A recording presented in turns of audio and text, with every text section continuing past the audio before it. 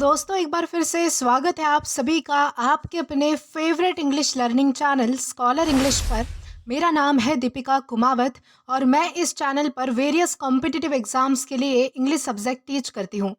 तो बेसिकली आज के इस वीडियो में हम एक बहुत ही शानदार और इंटरेस्टिंग पोयम को डिस्कस करने वाले हैं जिसका नाम है paper boats by Rabindranath Tagore. तो चलिए हमारी पोयम में आगे बढ़ने से पहले सबसे पहले हम हमारे पोएट के बारे में थोड़ी बहुत इन्फॉर्मेशन देख लेते हैं। दोस्तों अब अगर बात की जाए हमारे पोएट के बारे में तो रविंद्रनाथ टैगोर, इनका जन्म जो है वो 7 मई 1861 जोरा सांको ठाकुरबाड़ी कोलकाता में हुआ था। वो इंडिया के इकलौते राइटर थे जिन्होंने लिटरेचर में नोबेल प्राइज जीता था। उन्होंने 1913 में गीतांजलि के लिए बेसिकली नोबेल प्राइज जीता था। वो एक poet, play right, novelist and short fiction के राइटर थे जो इंडिया और इंडिया के बाहर भी फेमस थे। इंडिया में उन्हें गुरुदेव इस उपनाम से बुलाया जाता था। उनकी कुछ राइटिंग्स बहुत ज़्यादा फेमस है जैसे कि चतुरंगा, शेषेर कविता, चार अध्याय, नौका डूबी, गोरा एंड योगा योग। साथ ही साथ वो एक स्किलफुल पेंटर भी थे और लास्टली उनकी डेथ जो है वो 7 अगस्त 1941 में हुई थी। तो दोस्तों ये तो हमने बात की हमारे पोएट के बारे में। अब इसी के साथ हम आगे बढ़ेंगे और जानेंगे कि हमारी पोयम हमसे क्या कहना चाहती है या फिर इस पोयम का थीम और मैसेज क्या है। तो चलिए आइए देखते हैं। दोस्तों अब अगर बात की जाए इस पोयम के बारे में तो ये पोयम क्रिसेंट मून इस कलेक्शन में 1913 में पब्लिश हुई थी। दोस्तों ये पोयम एक मासूम बच्चे की इमेजिनेशन और इमोशंस को दिखाने वाली पोयम है।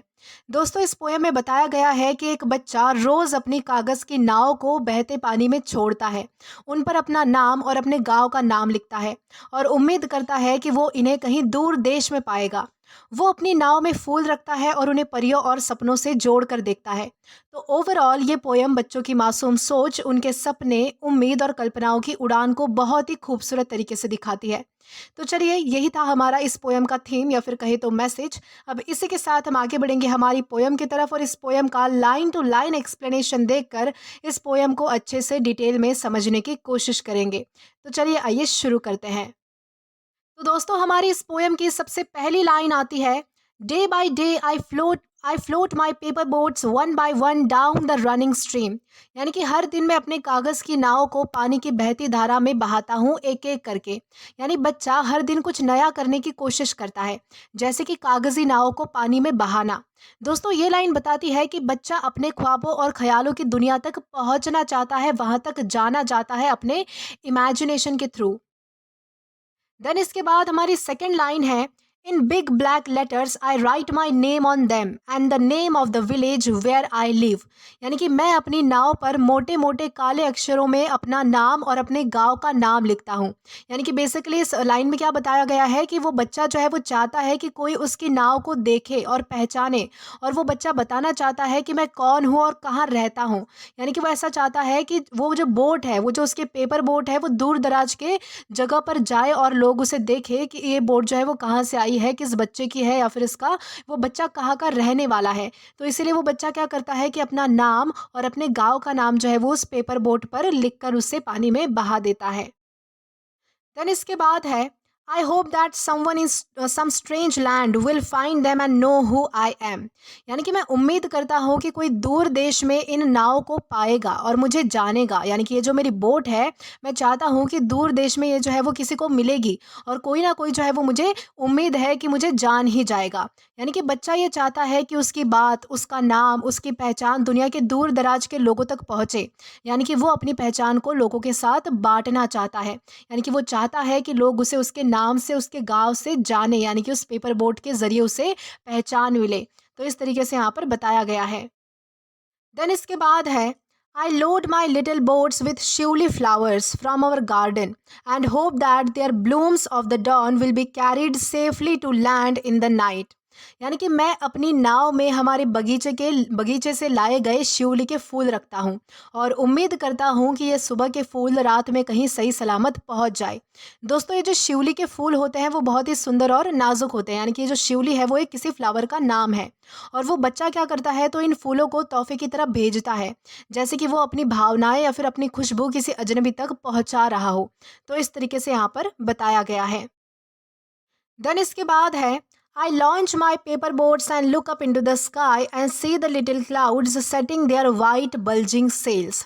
यानी कि मैं अपनी कागज़ की नाव को बहा देता हूँ और आसमान की तरफ देखता हूँ जहाँ पर सफ़ेद बादल ऐसे लगते हैं जैसे उनकी अपनी नाव में सफ़ेद पर्दे लगे हो। दोस्तों यहाँ पर जो वर्ड आया है बल्जिंग सेल्स, तो आपने देखा होगा सेल्स किसे कहा जाता है, तो पर्दों को कहा जाता है। वो जो पुराने टाइम की जो बोट हुआ करती थी, जो नाव हुआ करती थी, तो आपने वहाँ पर देखा होगा कि सफ़ेद कलर के पर्दे लगे होते हैं और वो जो है वो हवा की वजह से थोड़े बल्जिंग यानी कि उभरे हुए लगते हैं।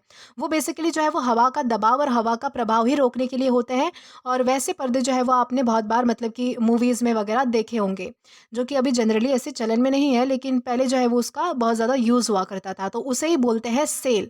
तो वो जो बच्चा है वो क्या सोचता है, वो बादल ऐसे लगते हैं जैसे कि उनकी अपनी नाव है और उनकी अपनी नाव में सफ़ेद कलर के सेल यानी कि बल्जिंग सेल यानी कि पर्दे लगे हुए हैं।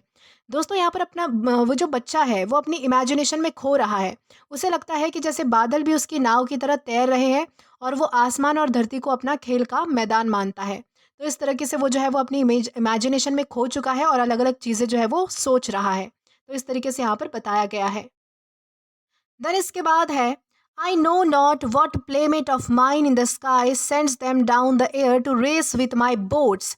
यानी कि मुझे नहीं पता कि मेरा कौन सा आसमानी दोस्त इन बादलों को भेजता है जो मेरी नाव के साथ दौड़ लगाते हैं। दोस्तों बच्चों की जो कल्पना होती है वो बहुत ही ज़्यादा प्यारी और बहुत ही ज़्यादा जो है वो इनोसेंट होती है। और यहाँ पर जो बच्चा है उसकी भी कल्पना बहुत ज़्यादा प्यारी है। उसे लगता है कि कोई ऐसा इनविजिबल फ्रेंड है, यानी कि कोई मेरा ऐसा अदृश्य दोस्त है जो बादलों को भेजता है।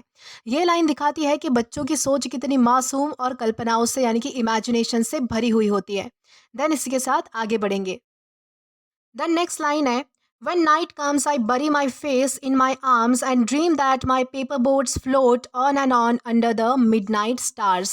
यानी कि जब रात आती है तब मैं क्या करता हूँ, मैं अपने हाथों में अपने मुंह को छुपाकर सो जाता हूँ और सपना देखता हूँ कि मेरी नाव आधी रात के तारों के नीचे तैरती जा रही है।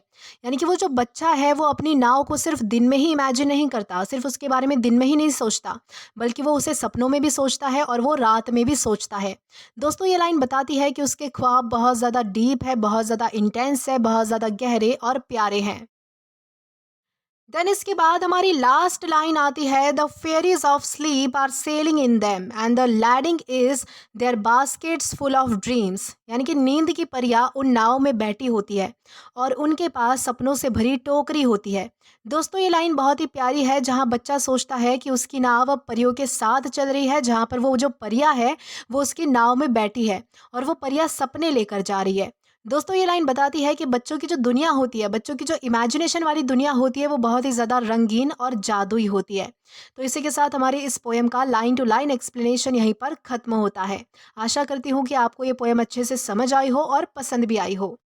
तो दोस्तों आज के लिए बस इतना ही। अगर आपने अभी तक हमारा टेलीग्राम चैनल ज्वाइन नहीं किया है तो टेलीग्राम पर English with Deepika Kumawat search करके या फिर डिस्क्रिप्शन में दिए गए लिंक के थ्रू, साथ ही साथ अभी जो आपको आपके स्क्रीन पर क्यूआर कोड दिख रहा है वहाँ से भी आप हमारा टेलीग्राम चैनल ज्वाइन कर सकते हैं, या फिर जो कमेंट बॉक्स है वहाँ पर जो पिन कमेंट है वहाँ से भी डायरेक्टली आप हमारा टेलीग्राम चैनल ज्वाइन कर सकते हैं, ताकि आप कभी भी किसी भी नए आने वाली वीडियोज़ को लेकर कोई भी अपडेट्स को मिस ना करें।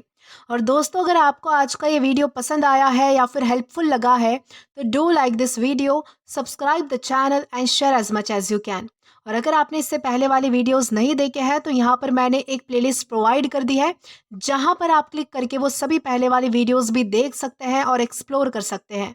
Till then keep learning. Thank you.